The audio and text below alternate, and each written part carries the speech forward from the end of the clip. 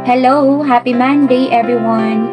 Kumusta po ang buong Monday nyo? So ako naman, ayan, kakaligo ko lang po ulit para makatulog ng mahimbing. Medyo hirap po kasi talaga akong makatulog. Kaya ayan, sa gabi, bago ako matulog, talaga pong naliligo ako para presko. So hayaan mo akong iparinig ko sa iyo ang very uplifting and heartfelt na tulang ito. Naririnig ka niya. Naririnig kaya niya ako? Alam kaya niya ang nararamdaman ko? Batid kaya niya ang laman ng isipan ko? Ito ang mga katanungan ko. May mga panalangin tayo, hanggang ngayon ay wala pa ring tugon ito. Subalit ang ilan ay yes ang sagot niya, kung minsan naman tayo ay pinaghihintay pa niya. Ikaw, ano-ano ang mga prayers mo? Nakuha mo na ba ang lahat ng ito? O kagaya rin ba kita? Ako ay nasa waiting season pa.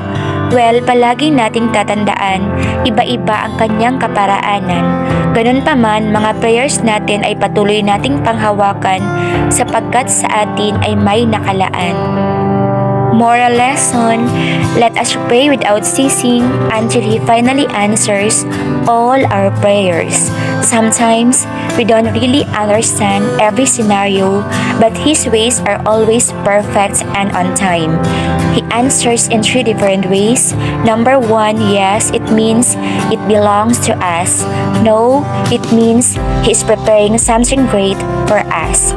And wait, it means He is still working in progress. He is preparing the best for us. So hold on and just be strong. I know when the time is right, He will make a way for us, diba? Sabi nga po sa kantang ito na palagi po namin kinakanta doon po sa church namin. Ako po kasi ay Christian, born again. Kaya po kung inyong napapansin, ako po ay very positive. Dahil talaga pong palaki po ang faith ko sa Kanya at alam ko, He will make a way for me, diba? Basta ha, palagi po nating tatandaan, God will make a way where there seems to be no way. He works in ways we cannot see. God will make a way. God will make a way. Alam mo ba, totoo yan, He will make a way for us kapag nakikita niyang tila wala ng paraan tayong naiisip. Siya na po ang gagawa ng paraan para sa atin.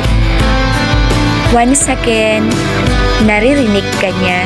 Alam na alam niya kung anong nararamdaman mo. Alam niya kung anong nasa isip mo. Alam niya kung anong nilalaman ng puso mo. Kahit ako, alam ko, wala akong maitatago sa Kanya. Alam na alam niya kung anong nararamdaman ko sa mga oras na ito. Mag-iingat ka palagi dyan ha. Andito lang din ako palagi. Hindi ako magsasawang gumawa ng mga motivational and inspirational videos not only for my own sake but for the sake of my viewers. Bye everyone. Keep safe and God bless us all.